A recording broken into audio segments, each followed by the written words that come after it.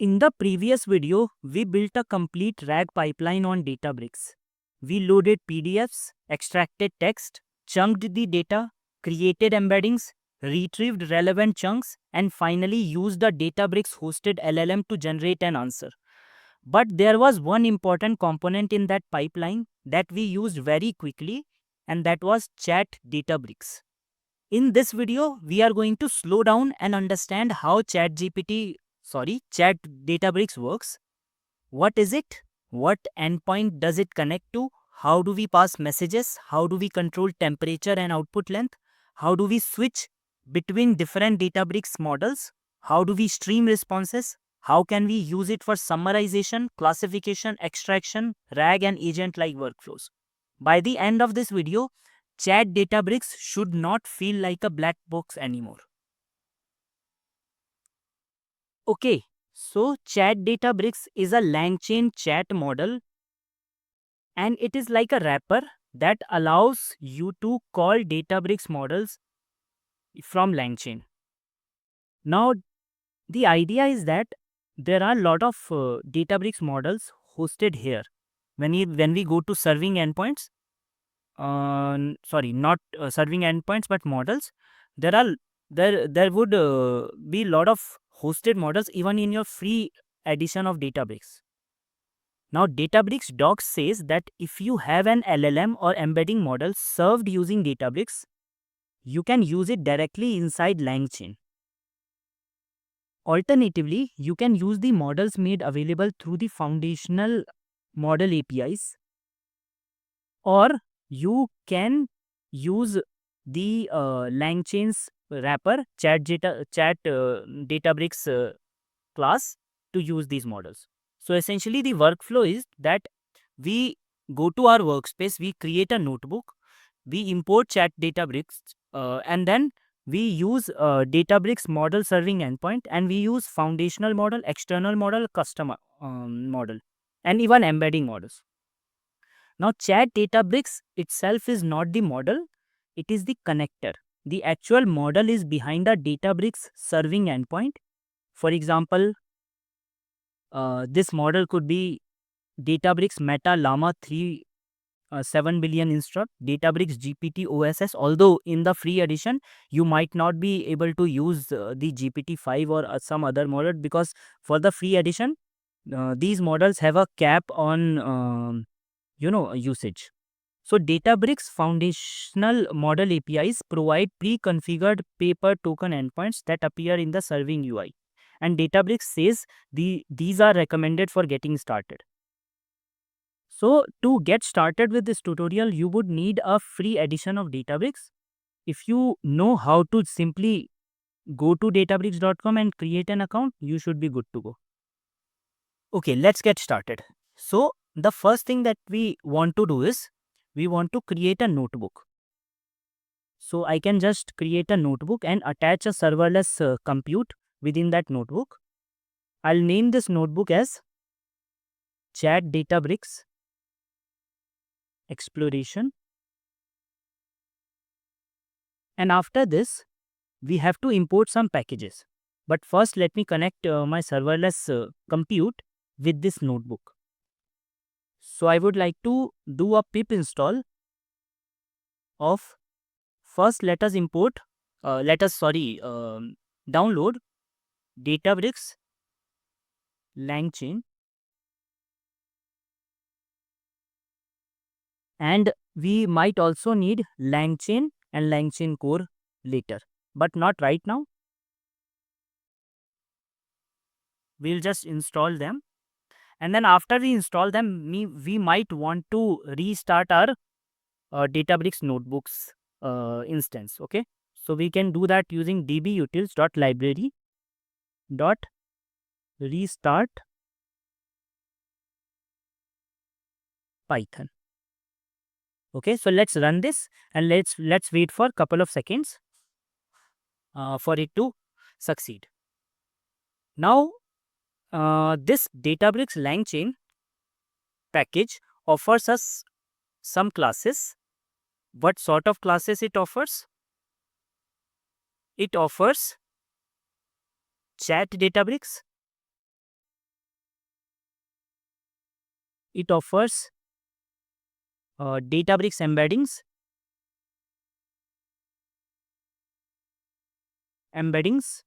and finally it offers Databricks vector search. There are other classes as well, but these are the most important ones that people mostly use with Databricks and LangChain wrapper.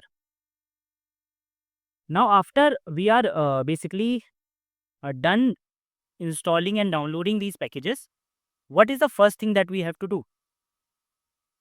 We have to check which version of the chat Databricks we are using. Although it's not completely required, but it's a good practice so that in future when you deploy this into production, you don't get surprises. So I'll import inspect. I'll import from Databricks LangChain, import chat Databricks. Okay. So now after that we can print. Okay. So we can get its signature. So essentially what this signature will allow you to do is it will allow you to check the various input and output format that it expects. Okay, so inspect dot signature chat Databricks. Okay, let's run this and let's see what is the output. So it will tell you all about its input and output. So we are seeing this name, then we have this base cache and things like that. And it will differ on depending on version. So it's a good practice to kind of see what exactly this class has to offer us. Now let us start with a very simple call using a hosted model. Even in your free edition, you can use various models. Okay. So what I'll do is I'll again import. So this is already imported. I'll create a model class and I'll paste my chat Databricks here. Now I need to specify an argument called endpoint. Endpoint would be basically the name of the model which you can use, which you are allowed to use, because not all the models you can use. In the free edition, there are some free models that you can use. One model that you can use is Databricks Meta Llama 370 billion instruct. Okay, so this is the model. Now, two optional parameters that you can set are temperature and max tokens. Let's set max tokens to 100 and let's set temperature to 0.1, for example. Okay. Now what I can do is I can invoke this model. So I can do model.invoke and I can pass my string, hey, how are you? Very simple question. If I run this, it should return the response. So you see AI message. Now this AI message has a property called content. So if I have to only get the content, that is the response as a string, so I can simply do model.invoke.content. Okay. All right. So Databricks LangChain docs show a very similar example. If you go to Databricks_LangChain docs, okay, it works, right? Now, what is this response object? If we look at it very carefully, okay, so let's save this as a response,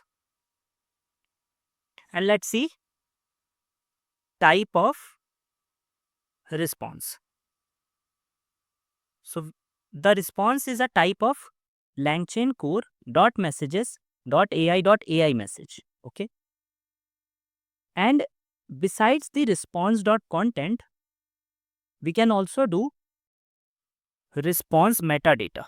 Okay, let's see what metadata do we get. So we get usage, that is how many prompt tokens were used, how many completion tokens were used, how many total tokens were used. And if you see, this total tokens is very close to our max tokens. So this helps in limiting the amount of tokens we used. Although Llama is a free model, still we want to make sure our solutions only use limited number of tokens, right? So, what essentially what happens is when we call dot invoke, we do not just get plain text like this. Usually we get a LangChain message object, and that message object is, as we demonstrated, this is the message object. The most important part for beginners is response.content, because that is what returns the response. But metadata can be useful for debugging, logging, observability, and production apps. Okay, it's a must for production apps. Now let's look at human message and system message in detail so that we can do more things with it. And that's why earlier when I did this install for LangChain core, because I wanted to utilize these functionalities from LangChain core. So I would like to, from LangChain core .messages import human message and system message. Okay, and then I can create a list of system message with its content. Maybe you are a helpful assistant which only answers who only answers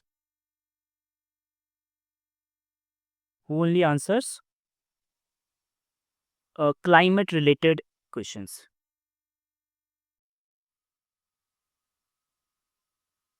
Okay, so this is my system message.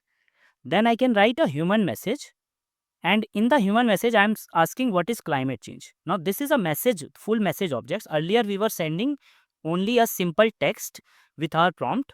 Now we would like to send this whole messages. Now how can I do that? I can simply do response is equal to model.invoke. Rather than passing this string, I can pass this whole messages list. So let's run this, and let's now print the response. Sorry. Let's run this again. So response dot content, and if I run this, I should be able to get the response. I can also get its response metadata. Okay, cool. So now let's run it one more time, but with a non-climate related question. What is AI? Okay. So now if I check the response.content, I should be able to, I'm afraid I can answer only climate related questions. So it is listening to our system message. Okay. So right now when we defined our model, we set the temperature to 0.1. What exactly is temperature?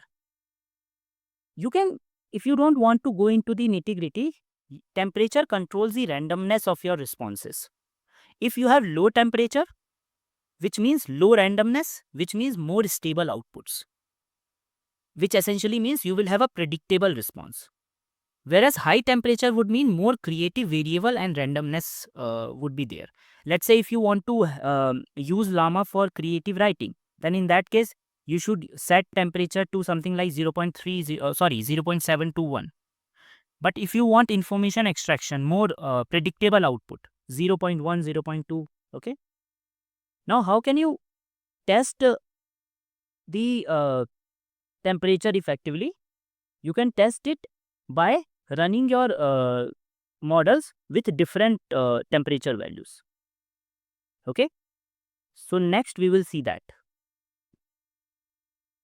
So let us do a simple experiment with different prompts using chat Databricks and the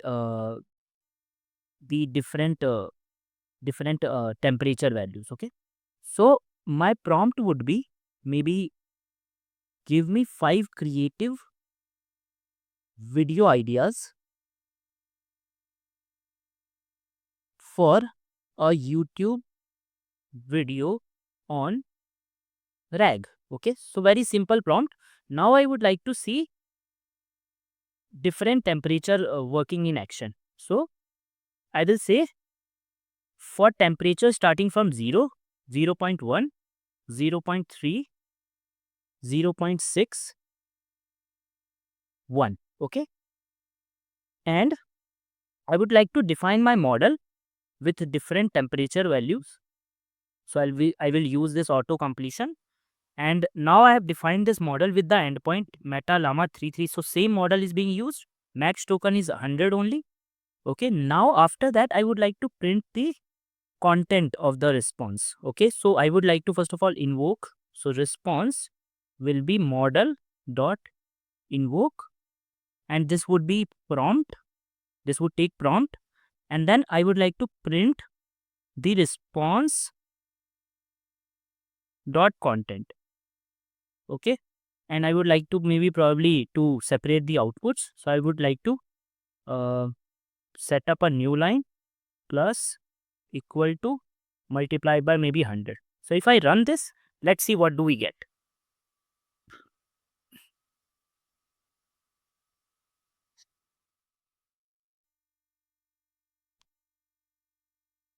Okay, let's wait. Yeah, it says, oh, I see it now. Because Databricks is something that we imported a while back, which let me rerun this. Okay, so now let me rerun this cell. Okay, so the first thing is, you see, now starting from the most, so let's look at the first response, which is 0, which means very deterministic output. A day in the life of a blog, follow a RAG committee member. Oh my god, I think this is RAG in AI. Keep give me only titles. Give me only titles. Okay, so let's run this again.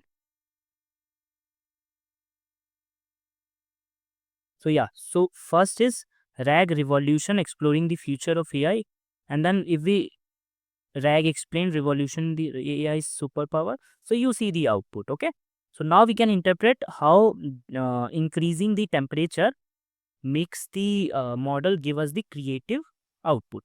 A similar experiment we can run for tokens. Okay, so currently our max tokens are 100, right? Now let us increase the tokens and let us see the outputs one by one. Okay, so maybe what I'll do is I'll fix the temperature now. Let me copy paste this. And here in place of temperature, I would write various tokens of different size. 1000. Okay, obviously the 1001 will be longer. The response with 1001 will be longer. So for token in this, so I will paste here, and temperature I'll fix to 0.5. Okay, so let's run this. Okay, so first response came, second response came, third response came, but we see the responses are not getting affected with. The reason for that is because we are also limiting the length via this prompting. So if we run this again,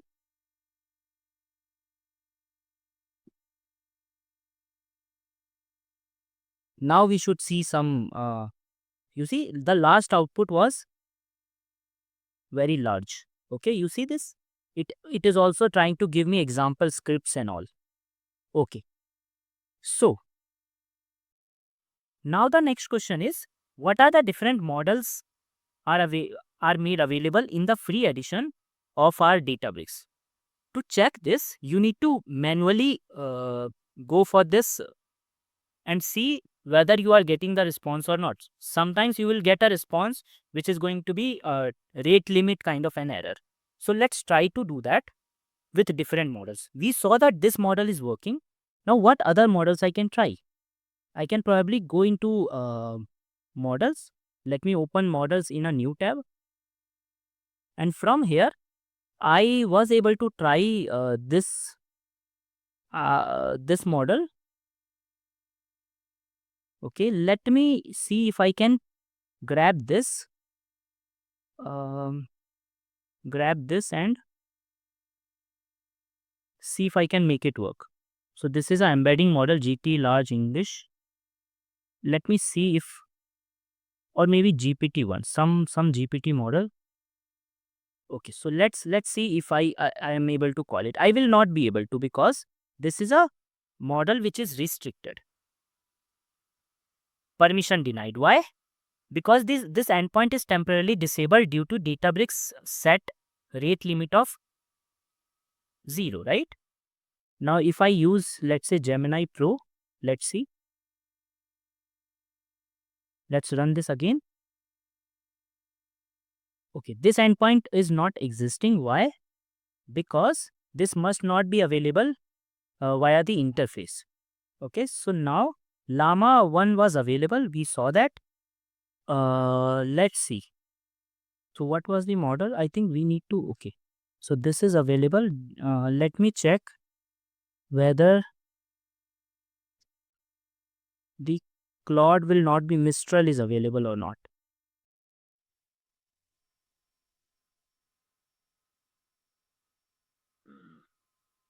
Okay, so you get the idea. So the idea is that you will be able to see which all models are available here via this interface. But then you can also look at the documentation. So for example, if I type out data, one second.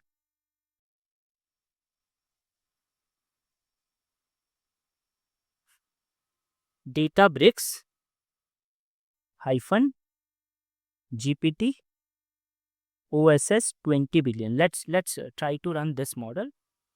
And you see this time we got the AI message. Why? Because GPT OSS is available. Now let's try to look at Databricks Meta. We already looked at Meta Llama 3. Let's now see 3.1 and 8 billion parameter model. This must also be available. Okay, this is also available. Now let's see one more last model, and that is Gemma. Databricks Gemma 3 12 billion. So let's see. This must also be available. So to find out which of the models are available for you to use in your free edition, you can look at the Databricks documentation. And if you are working in an organization setting with a restricted Databricks setup, you might have to reach your infra or platform support team to get this number. Okay, so do not assume every endpoint works in every workspace. It depends on how your workspace is configured by your infra team. Model availability can depend on region, workspace settings, permissions, free edition limitations, and Databricks updates. So always test. Now what we can do is, after all of our discussion, we can build a wrapper. We can build a function, helpful function, which we can reuse whenever we want to. So let's build that function. So I'll create this function called ask Databricks, and this function will take a question, which will be a string. It will take a endpoint. Now endpoint, let's set a default value for endpoint, which is going to be Databricks. Let me grab this from here. Okay, one second.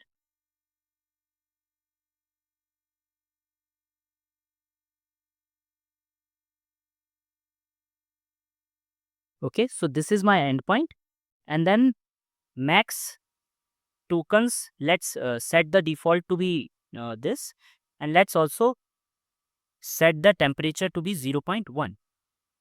Now using these arguments, we can define a model which is going to be chat Databricks.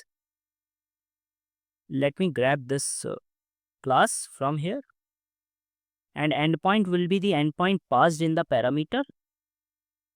Temperature will be the temperature passed in the argument. Tokens will be the, okay, so this model I have to invoke. We can do a this system message and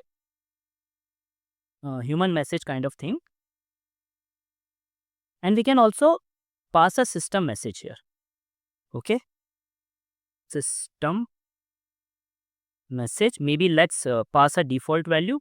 You are a helpful assistant. Okay, so now after this, I can come here. I can pass the content here, system message, and here I can pass the content as question. Okay, so this will be my messages, and I can get my response by calling this model.invoke on the messages.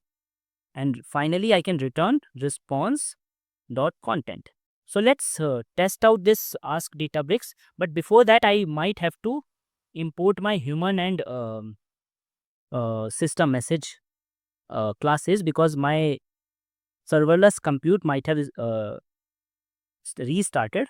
So now I can ask Databricks with a question. What is the meaning of life? Meaning of life. What is the meaning of life? Okay. Yeah, so the question of meaning is okay. So now I can also tweak things. I can pass different endpoint. Maybe I want to pass a Gemma model. Okay. So our helpful function is ready now, right? So this we can use again and again. So next we will be looking at prompt templates with Chat Databricks. So if you have been used to using LangChain, one of its favorite concepts is chaining different things. Okay, that's where the name comes from. In the LangChain terminology, we have the concept of prompt templates. This is where you move from one-off prompts to reusable GenAI prompts. Okay, now let me quickly show you the uh, workflow of creating prompt templates using Chat Databricks. Okay, although if you are already used to LangChain, it should be a piece of cake for you. So we would like to, from prompts, import chat prompt template. It would be prompt template is equal to chat prompt template dot from messages. Now from messages, I would like to pass a list of messages. Now each message here will be a tuple. First key of tuple will be the kind of message. So my first message is, for example, system. Maybe for now, just a you are a helpful assistant for now. Okay.